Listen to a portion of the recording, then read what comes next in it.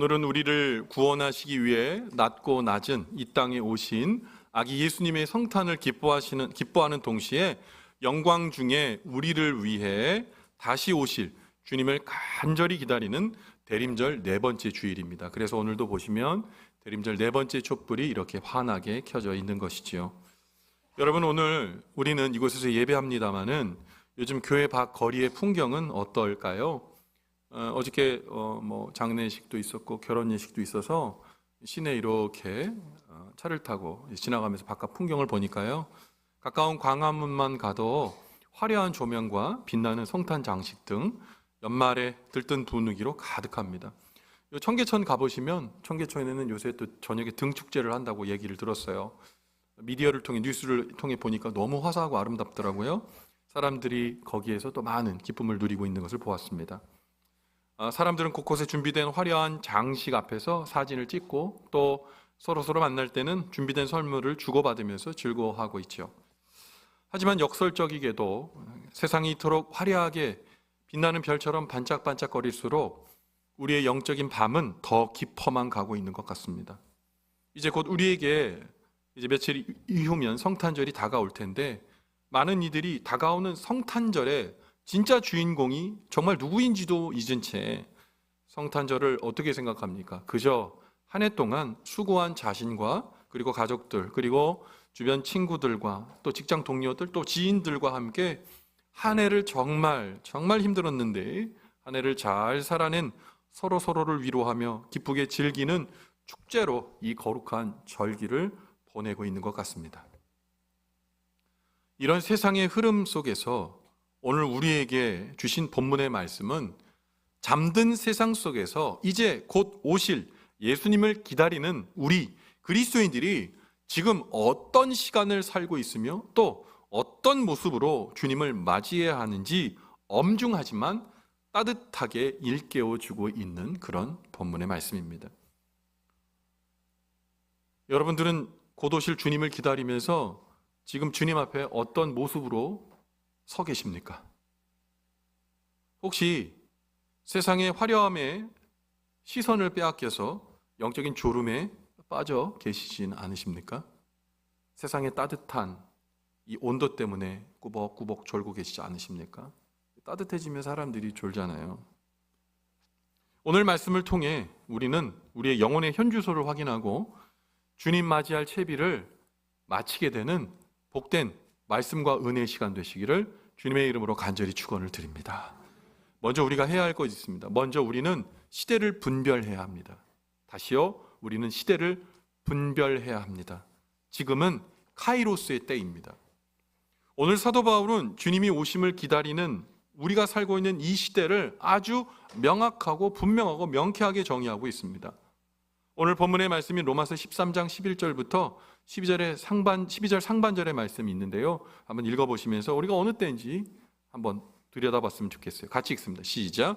또한 너희가 이 시기를 알거니와 자다가 깰 때가 벌써 되었으니 이는 이제 우리의 구원이 처음 믿을 때보다 가까웠음이라. 밤이 깊고 낮이 가까웠으니. 네, 여기까지요. 사도 바울은 오늘 본문의 말씀을 통해 단호하게 외칩니다. 뭐라고요? 자다가 깰 때가 벌써 되었다. 지금도 깨신 분이 있는데 자다가 깰 때가 벌써 되었다, 이렇게 얘기하고 있어요. 여기서 바울이 말하는 시기, 이 시기는 어떤 시기일까요? 헬라어로 두 가지 이 시기라는 단어가 다른 의미로 쓰게 되어져 있는데요, 하나의 시간은 흘러가는 물처럼 쭉 흘러가는 시간, 이걸 헬라어로 뭐라 그러냐? 크로노스의 시간이라고 말합니다. 다른 하나의 시간은 하나님께서 계획하신 일이 특별한 시기에 딱 하고 등장하는 거예요. 그 순간을 뭐라 그러냐? 카이로스의 시간이라고 얘기합니다. 그러니까 크로노스는 수평적 시간으로 쭉 흘러가는 것이고 카이로스의 시간은 개입하는 수직적 시간이라는 겁니다. 지금 우리가 사는 이 시간은 단순히 2025년 12월 21일이라는 달력상의 시간이 아니에요. 하나님의 구원 계획이 완성되어져 가는 그야말로 긴박한 카이로스의 때이라는 거예요.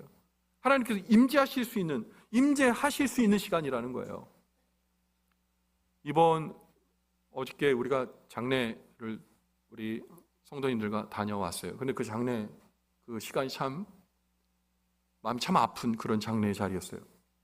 이제 금요일 날 우리 정순남 권사님을 통해 전화를 받았는데 권사님이 그렇게 얘기하시는 거야. 목사님 말씀만 하시고 제 이름만 목사님 제 이름만 계속 부르시면서 있길래 제가 권사님 무슨 일 있어요? 그랬더니 아들이 갔어요. 그렇게 말하는 거예요. 그래서 제가 물어봤죠. 아들이 어디를 갔죠? 그랬더니 하늘나라로 갔어요. 그렇게 말씀하시는 거예요. 이따 제가 이제 광고도 하겠지만 아드님 나이가 그렇게 많지 않아요. 그런데 하나님이 데려가셨다는 거예요. 그게 우리 권사님이 생각한 시나리오도 아니고 우리 교우들도 생각한 시나리오가 아니었어요. 하나님께서 데려가셨어요. 카이로스의 시간이에요. 언제 당도할지 모르는 시간이에요. 지금 우리 예배 드리다가 예수님께서 바로 오실 수도 있어요. 우리가 예배가 마치고 나가는 그 때에 우리 주님 오실 수도 있어요. 언제 오실지 몰라요. 그 카이로스의 시간이 우리에게 여러분 다가오게 되는 겁니다. 여러분 혹시 아침에 알람 소리를 듣고도 5분만 더 1분만 더 하면서 이불 속으로 파고들었던 그런 기억들이 있으시죠? 여러분 그렇게 5분만 더 1분만 더 하다 보면 결코 시간을 맞춰 나갈 수 없습니다. 영적으로도 마찬가지입니다. 내일부터 예수 잘 믿어야지. 내일부터 기도해야지. 내일부터 정말 봉사해야지. 절대 그렇게 고백한다고 해서 그것이 이루어지지 않습니다. 혹시 여러분 우리 모두 영적인 게으름의 이불 속에 점점점 파고 들어가고 있는지 한번 생각해 보실 일입니다. 오늘 사도 바울은 분명하게 얘기하고 있어요. 우리의 구원이 처음 믿을 때보다 가까워졌다고 얘기하는 거예요. 주님이 오실 카이로스의 시간이 금방 이제 임박해 있다는 말입니다. 밤이 깊었다는 것은 곧 새벽이 온다는 강력한 증거입니다. 세상의 죄악이 깊어지고 혼란스러울수록 새벽별이신 예수 그리스도의 재림은 바로 눈앞에 와 있는 겁니다. 지금은 영적인 기지개를 켜고 내 영혼의 눈에 낀 세상의 욕심과 안일함이라는 눈곱을 떼고 하나님의 자녀답게 살아가야 할, 놓치지 말아야 할 골든타임이라는 걸 아셔야 돼요. 영국의 유명한 탐험가 중에 어니스트 세클턴이라는 분이 있습니다. 이분의 탐험 역사, 남극을 탐험한 탐험 역사는 얼마나 위대한지 영국의 왕이 그에게 백작이라는 자코를 내렸을 정도입니다. 그래서 어니스트 세클턴 경이라고 불리는 분입니다. 그런데 이분은 남극 탐험을 했는데 그때가 이분이 남극 탐험할 때는 어떤 때였냐? 대영웅의 시대라고 얘기합니다. 무슨 얘기냐? 기계적인 수단을 받아가지고 남극 탐험을 하는 게 아니에요. 배를 타고 일정적으로 갔다가 일정적인 거리를 갔다가 거기에 내려서 대륙으로 걸어서 가는 그런 시대였어요. 영웅이 아니면 도전할 수 없는. 그래서 지금은 남극 탐험 어떻게 합니까? 기계의 도움을 받는 거예요. 그 세클턴 경 이후에 세빙선이 나옵니다. 얼음을 깨는 배. 그래서 남극 탐험이 시작되었고 이제 기계에 의한 시대라고 이야기되었던 시대가 열린 거죠. 근데 대영웅 시대 마지막을 장식한 세클턴 경이 있었어요. 그런데 그가 남극 탐험을 하던 중에 일이 하나 생겼습니다. 사진을 한번 보여주시겠어요? 이 세클턴 경이고요. 그리고 저 배가 뭐냐면 남극을 탐험하다가 남극의 얼음에 갇혀버렸어요. 배가. 빙하에 갇혀 침몰하는 위기를 겪었습니다. 저 사진 그대로요. 이제 대원들을 구하기 위해 선택해야 했어요. 그런데 다 갈 수 없었어요. 왜냐하면 그들이 갖고 있는 양식과 물은 한정적이었거든요. 여기서 다 같이 얼어 죽든지 아니면 몇 사람이 가서 구조를 요청하고 이 사람들을 구출하러 오는지 두 가지 방법밖에 없었어요. 그래서 이 세클턴 대장은 뭐라고 얘기하냐? 이렇게 얘기합니다. 남겨진 대원에게 이렇게 얘기합니다. 반드시 돌아올 테니 기다리십시오. 내가 반드시 돌아오겠습니다. 근데 그것이 옆집 가는 게 아니에요. 수많은 길을 걸어서 가야 되는 거예요. 두세 달이 걸릴지 몰라요. 그런데 이 대원들이 뭐라고 그러냐 이렇게 얘기합니다. 대장님 오실 때까지 저희가 기다리겠습니다. 무려 2달이나 지나는 엄청난 시간을 통해 세클턴은 구조선을 가지고 원래 있는 자리로 돌아옵니다. 무려 60일이나 지난 상황 가운데 남극의 혹한 속에 이들이 살아있을까 궁금하고 또한 두려운 결과를 맞을까 봐 겁이 났죠. 그런데 세클턴이 배를 가지고 돌아왔을 때 깜짝 놀랄 일이 있었습니다. 기다리고 있었던 수십 명의 대원이 한 명도 죽지 않고 생존해 있었습니다. 근데 거기서 끝난 게 아니라 이 생존한 모든 대원들이 이제 곧 떠날 채비를 다 하고 짐을 다 싸놓은 거예요. 깜짝 놀랐습니다. 세크턴 이 경이 얘기합니다. 어떻게 이렇게 준비할 수 있었습니까? 하나같이 이렇게 얘기하는 겁니다. 대장께서 오신다고 약속하지 않았습니까? 저희는 매일 내일 아침에 대장님이 올 것을 믿고 저희는 짐을 매일 쌌습니다. 매일매일 대장님이 오신다는 생각을 가지고 하루하루를 살았습니다. 그 60일 동안 혹한에서 살아남을 수 없는 그들이 모두 살아날 수 있었던 뭡니까? 이유는 뭡니까? 하루하루를 대장이 오신다는 그 얘기를 듣고 매일매일 짐을 싸며 기다린 거예요. 하루하루를 그렇게 산 겁니다. 대장님이 오늘 오실 것이라고 믿고 짐을 쌌다는 그 고백이 오늘 우리를 부끄럽게 하고 있지 않습니까? 성도 여러분, 이것이 바로 시기를 아는 사람의 모습입니다. 주님은 우리에게 말씀하셨어요. 반드시 온다. Surely come. 반드시 올 거다. 그런데 뭐라고 말씀하셨어요? 도적같이 올 거다. 왜 도적같이 오십니까? 우리에게 준비하라고 말씀하시는 거예요. 오늘이 내 인생의 마지막 날인 것처럼, 오늘이 주님이 다시 오시는 그날인 것처럼 깨어있는 그 사람, 시기를 분별하는 그 사람, 오늘 이 말씀 듣는 우리 모두의 삶이 되시기를 주님의 이름으로 간절히 축원을 드립니다. 두 번째로, 시대를 분별할 수 있다면 우리는 어둠의 옷을 벗고 빛의 갑옷을 입어야 합니다. 영적으로 깨어났다면 그 다음은 행동입니다. 잠잘 때 입었던 옷을 벗고 이제는 일터로 나갈 옷을 입어야 되고, 잠잘 때 입었던 옷 벗고 그 사람이 군인이라면 전쟁터에 나갈 군복으로 갈아입어야 되는 겁니다. 본문의 말씀이 로마서 13장 13절 말씀을 한번 같이 읽어봅니다. 준비되셨죠? 읽습니다. 시작. 낮에와 같이 단정히 행하고 방탕하거나 술 취하지 말며 음란하거나 호색하지 말며 다투거나 시기하지 말고. 여러분, 로마서 3장 13절의 첫 서두에 낮과 같이 단정히 행하라 라는 말씀이 있습니다. 여기서 언급된 단정히 행하라 라는 말은 헬라어로 발음을 어떻게 하냐? 유스케모노스라고 발음합니다. 유스케모노스. 그런데 이 유스케모노스라고 발음하는데 언뜻 이 말을 들을 때 여러분 어떠셨어요? 어떻게 해석하셨어요? 우리는 자칫 얌전하게 행동하라는 도덕적 훈계로 들을 수 있어요. 아, 단정행하라, 얌전하게 옷 입고 이렇게 기다려라, 이렇게 생각한다는 겁니다. 하지만 헬라의 원어 속의 뜻은 더 깊습니다.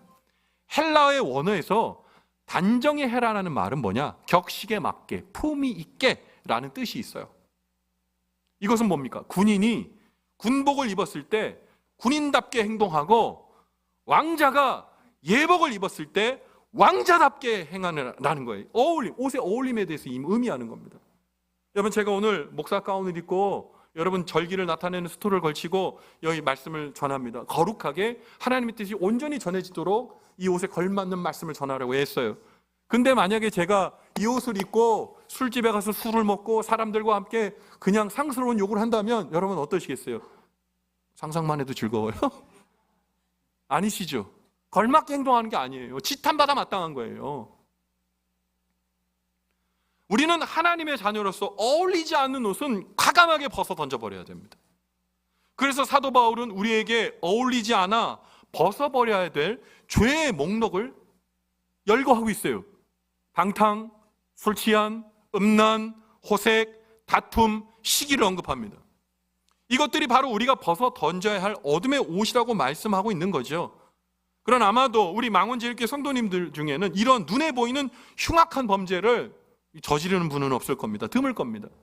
하지만 현대적인 의미에서 이 어둠의 옷은 우리 일상 속에 아주 교묘하게 스며들어 있다는 사실을 아셔야 돼요. 여러분, 오늘날의 방탕, 오늘날의 재해석되는 방탕은 무엇입니까? 주님보다 내 마음을 더 사로잡는 스마트폰을 들여다보고 있는 스마트폰 중독, 유튜브, 미디어 중독적인 것이 우리의 방탕, 쾌락이 될 수 있어요. 시기는 무엇입니까? SNS를 들여다보면서 남과 나를 비교하고 스스로 불행해하거나 또는 남의 불행을 은근히 즐기는 마음, 이것 시기입니다. 다툼은 무엇입니까? 공동체 안에서 내 의견만 옳다고 고집하고 피력하고 자신은 그 자신의 잣대에 들여다보지 않고 다른 이의 가슴에 못 박는 날카로운 말들, 이거 다툼의 목록인 겁니다. 이것들이 바로 우리가 오늘 예배의 자리에서 다 벗어놓고 가셔야 될 것들인 거예요. 여러분, 그렇다면 우리가 대신 입어야 할, 이제 벗고 대신 입어야 할 옷은 무엇입니까? 사도 바울은 오늘 본문의 12절 하반절에서 그것을 명명하기를 빛의 갑옷이라고 부릅니다. 여러분, 그런데 왜 그냥 옷이 아니라 갑옷일까요? 우리가 살아가는 일상이 바로 영적인 전쟁터이기 때문입니다. 대림절 기간에 우리가 입어야 할 옷은 거창한 철갑옷이 아닙니다. 우리의 영을 지키는 갑옷이요. 전쟁이에요, 전쟁. 여러분, 하나님 뜻대로 살려고 할 때마다 여러분, 어려운 상황들이 우리에게 나타납니다. 좌절하게 우리의 무릎을 꿇게 합니다. 그때마다 여러분, 우리가 호락호락 넘어가서는 안 되는 거예요. 영적인 갑옷을 입고 주님이 주신 은혜 가운데 여러분, 우리가 신앙인의 길을 걸어가야 되는 거예요. 그래서 갑옷을 챙겨 입으셔야 되는 겁니다. 그러면 그 갑옷은 어떤 갑옷입니까? 누군가의 허물을 덮어주는, 우리 예수님처럼 우리를 용서해주고 덮어주셨던 것처럼 누군가의 잘못을 용서해주고 덮어주는 용서의 흉패, 나보다 남을 낮게 여기는 겸손의 허리띠, 말씀대로 살아가려는 진실함의 신발, 그리고 대적에 공격할 수 있는 말씀의 검, 이런 갑옷 입고 준비할 때 세상의 유혹에 매서운 공격 앞에서 우리는 승리할 수 있게 됨을 믿으시기 바랍니다. 여러분, 우리가 이 갑옷을 입어야 합니다. 그래야 우리는 빛의 자녀로서 당당하게 승리할 수 있는 것이죠. 이 대림절 기간, 이거 절대로 잊으시면 안 돼요. 마지막으로 바울은 이 모든 삶의 전환, 즉 어둠의 옷을 벗고 빛의 갑옷을 입는 것을 가능하게 하는 단 하나의 열쇠를 오늘 본문의 마지막인 로마서 13장 14절의 말씀을 통해 제시하고 있어요. 뭐라고만 얘기하고 있을까요? 같이 한번 읽어봅니다. 오직 주, 시작. 오직 주 예수 그리스도로 옷 입고 정욕을 위하여 육신의 일을 도모하지 말라. 아멘. 오직 주 예수 그리스도로 옷 입고 정욕을 위하여 육신의 일을 도모 계획하지 말라라고 얘기하고 있어요. 사랑하는 망원제일교회 성도 여러분, 우리 솔직해집시다. 우리의 힘으로 제 습관을 완벽하게 벗어버릴 수 있습니까? 우리의 의지와 노력이나 아니면 인격적 수양으로 여러분, 우리 죄의 습관을 벗어버릴 수 있어요? 잘 들으세요. 없어요. 가능성도 없어요. 내 의지만으로 늘 거룩한 빛의 갑옷을 유지할 수 없습니다. 우리는 다 알아요. 작심삼일이라는 말처럼 조금만 방심하면 우리는 옛사람으로 확 하고 변합니다. 교만한 사람으로 확, 시기를 질투를 하는 사람으로 확, 나만 아는 이기주의자로 확, 냉혹한 사람으로 확 제자리로 돌아오는 관성이 있는 겁니다. 옛사람의 옷, 편안한 제 옷으로 자꾸 손이 가는 겁니다. 그래서 우리는 내 노력, 내 의지가 아니라 예수 그리스도라는 새 옷을 입어야 되는 거예요. 성경에서 옷 입는다는 것은 그 옷 안으로 완전히 들어가는 것을 의미합니다. 지금 제가 여기 목사 가운 입었잖아요. 이게 크거나 작으면 너무 우스꽝스러운 거예요. 딱 맞아야 돼요. 핏이 맞아야 옷을 잘 입은 거예요. 핏이 맞는다는 게 뭡니까? 덜하지도 모자람도 없이 옷 안으로 제가 싹 들어가는 거예요. 우리가 예수님의 은혜 가운데 예수님의 옷을 입는다는 건 뭡니까? 나의 모난 인격, 나의 짧은 생각, 내 마음을 뒤흔드는 욕심 가득한 계획이 예수 그리스도라는 거룩한 옷에 완전히 잠겨버리는 겁니다. 하실 수 있습니다. 예수를 구주로 믿고 그 주님을 의지하면 하실 수 있습니다. 그래서 그리스도로 옷 입은 사람들, 그렇게 그리스도의 옷에 완전히 잠긴 사람은 두 가지 확실한 변화가 나타난다고 해요. 첫 번째는요, 정체성이 바뀌는 거예요. 세상이, 또한 주변 사람이 나를 볼 때 더 이상 고집센 모 집사님이 아니고, 성격 급한 모 권사님이 아니고, 내 것을 감싸고 있는 예수 그리스도 때문에 예수의 향기가 드러나는 사람이 되는 거예요. 아, 저분은 정말 예수 믿는 사람답다. 내가 저렇게 예수 믿는다면 나도 저렇게 예수님을 믿고 싶다. 향기가 드러나는 사람, 정체성이 바뀌는 그런 변화가 일어나는 거죠. 두 번째는 뭡니까? 오늘 성경에서 말씀하신 대로 도모하는 것, 계획하는 것이 달라지는 거예요. 예전에는 어떻게 하면 내 이익을 챙길까? 어떻게 하면 손해보지 않을까를 도모했다면 이제는 어떻게 하면 우리 주님을 기쁘시게 할까? 어떻게 하면 내가 세상의 빛과 소금의 역할을 감당하며 살까? 여러분, 이런 모습을 가졌던 사람 얼마나 많습니까? 뭐 멀리 갈 필요도 없이 우리 이상향 전사님 그런 삶 사셨잖아요. 따라 살 수 없음이 참 부끄럽지만 그런 삶 우리에게 보여주셨잖아요. 우리 뭐 이상향 전사님뿐만이 아니라 우리 교회가 지금 52년의 긴 역사를 이끌어 올 때까지 함께 오늘 예배하고 있는 우리 모든 믿음의 선배님들이 이 일을 해주신 거예요. 나보다 주님, 나보다 교회, 나보다 내 손길을 필요한 그 사람에게 달려갔기 때문에 지금 우리가 이곳에서 감히 주님을 주님이라 부르며 예배할 수 있는 거예요. 사랑하는 성도 여러분, 그리스도로 새 옷을 입음으로 말미암아 우리의 정체성이 달라지고 우리가 도모하는 것이 달라지는 우리 망원제일교회 믿음의 사람, 하나님의 사람 되시기를 주님의 이름으로 간절히 축원을 드립니다. 오래전 미국의 한 가난한 청년이 상류층의 연애에 초대를 받았습니다. 친구로 인해 초대를 받았습니다. 하지만 그에게는 입고 갈 번듯한 옷이 없었습니다. 그는 고민 끝에 친한 친구로부터 아주 고급스러운 정장 한 벌을 빌려서 입고 연애에 참석했습니다. 연애에 딱 들어가려고 딱 들어가는데 그 로비에 거울이 하나 있었답니다. 이 거울에 자기 얼굴을 딱 비춰보니까 우습더래요. 한 번도 이런 옷을 입어본 적이 없으니까 어색한 거예요. 낯선 거죠.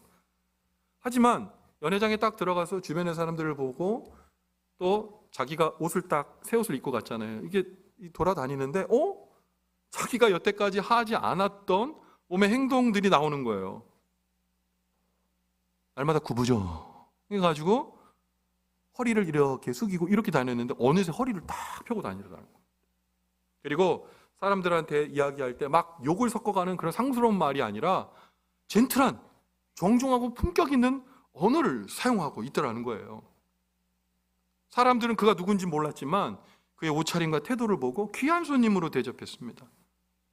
연애가 끝난 뒤에 청년은 깨달았죠. 내가 입은 옷이 나를 바꾸어 놓았구나. 근데요, 저는 종종 이제는 이제 소집의 그 나이가 훨씬 넘어서 이제 가진 않는데 예비군 훈련장에 가면 깜짝 놀랄 일들을 많이 경험하게 돼요. 차를 타시고 오실 때 주차장에서 내리실 때는요, 다 젠틀하신 분들이에요. 너무 멋있는 분들이에요. 딱 내려와가지고 딱 보니 저분 사이에서 뭘 하겠다. 그런 멋진 그런 태도와 뉘앙스가 보입니다. 근데 딱 들어와서 예비군 옷을 딱 갈아입으면 동네 아저씨 같아요. 동네 아저씨. 거기서 이제 우리 훈련 조교들이 선배님들 이쪽으로 오십시오. 선배님들 이쪽으로 오십시오. 막 그러거든요. 그럼 뭐라 그러냐? 야, 현역들아, 나 잡아봐라. 뭐 이런 거예요. 막 도망 다니고 훈련하려고 그러면 막 세보면 없어. 이상하다. 50명이어야 되는데 42명이에요. 찾아보면 PX가 있는 거예요. PX에서 냉동 이런 거 막 먹고 모자는 거꾸로 쓰고 그래서 선배님들 오세요. 그러면 일로 와 같이 먹어. 같은 편을 만듭니다. 그러니까 총도 때로는 거꾸로 매기도 하고 조교가 앞에서 막 연습하면 막 계속 딜해요. 야, 내가 너보다 빨리 할 건데 그럼 우리 빨리 끝내줄 거야. 뭐 얘기하고 막 이렇게 돌격 앞으로 막 각계 있고 전투 같은 것도 하거든요. 각기 전투 앞으로 전진 앞으로 그러면 네가 앞으로 막 그러고 하단 통과하면 이래요. 저는 이제 본 건데 저도 이제 작계를 가서 하단 통과하면 철조망을 밑으로 해서 넘어가야 돼요. 하단 통과! 그랬더니 뭐라는 줄 아세요? 조교야, 형이 어저께 늦게까지 내가 과음을 해가지고 형이 이걸 밑으로는 못 가겠어. 옆으로 가도 되겠니? 그러지 마십시오. 그렇게 얘기하는데 그냥 가요. 옷답게 군복답게 행하지 않는 거예요. 근데 여러분 지금 현역에 있는 우리 전투사단의 친구들을 보세요. 깜짝 놀라실 거예요. 군인이에요. 그 사람들이 사회에서 어떤 일에 상관없어. 군복에 맞는 행동 그리고 군복에 맞는 절도 있는 행동을 할 때 그 군대는 두려운 강군인 거예요. 성도 여러분, 우리가 그리스도의 옷을 입는다는 것도 똑같습니다. 우리는 여전히 부족하고 죄인이지만 주님의 보혈로 씻긴 의의 옷을 입을 때 우리는 주님께서 의인이라고 불러주시고 그리스도인의 삶을 살 수 있게 됨을 믿으시기 바랍니다. 우리는 그 은혜에 감사하며 점점 주님을 닮은 삶으로 살아가게 되는 거예요. 사랑하는 망원제일교회 성도 여러분, 이제 말씀을 맺으려고 해요. 주님의 오심은 정말 가까웠습니다. 밤이 깊어 세상은 어둡지만 믿음의 눈을 들어보십시오. 지금 주님이 오시는 동력 하늘이 밝아오고 있습니다. 이번 성탄절 눈에 보이는 예쁜 옷, 그리고 맛있는 음식을 준비하는 것도 매우 중요한 일이겠지만 우리의 영혼을 단장하는 일에 더욱 집중해 주시기를 바랍니다. 묵은 해에 때가 묻은 죄의 옷, 시기와 질투로 얼룩진 옷, 영적인 게으름으로 냄새나는 옷을 이젠 그만 입으시고 이제는 과감히 벗어 던지실 때입니다. 대신에 주 예수 그리스도라는 단정하고 아름다운 새 옷을 이제 모두 우리 갈아입읍시다. 우리가 그리스도라는 새 옷을 입고 세상에 나갈 때 비로소 세상은 우리를 통해 비치는 주님의 빛을 그리고 희망을 발견하게 될 겁니다. 주님, 제가 여기 있습니다. 이제 내 자아의 옷을 벗고 예수 그리스도의 새 옷을 입습니다. 주님, 나는 연약하오니 주님 나를 이끌어 주시고 통치하여 주시옵소서. 이 고백이 오늘 우리의 진실한 고백이 되기를 바랍니다. 그래서 다시 오실 주님을 기쁘게 맞이할 가장 합당하고 복된 준비를 마치시는 망원제일교회, 주님께서 원하시는 아름다운 단장하고 주님을 기다리는 우리 모든 성도님들의 삶이 되시기를 주님의 이름으로 간절히 축원을 드립니다. 아멘. 기도하겠습니다. 거룩하신 하나님 아버지, 대림절의 마지막 주일 우리를 깨워 예배의 자리로 불러주시니 감사를 드립니다. 우리가 시대를 분별하지 못하고 깊은 영적 잠에 빠져 있지 않은지 돌아보며 회개합니다. 이제 어둠의 일을 벗고 빛의 갑옷을 입게 하여 주시옵소서. 내 의지가 아니라 오직 예수 그리스도의 새 옷을 입어 우리의 삶이 주님의 향기가 진동하는 드러나는 도구가 되게 하여 주시옵소서. 성탄의 기쁨이 우리 교회와 우리 모든 가정에 충만하기를 간구하오며 이제 곧 다시 오실 예수 그리스도의 이름으로 기도 올리옵나이다. 아멘.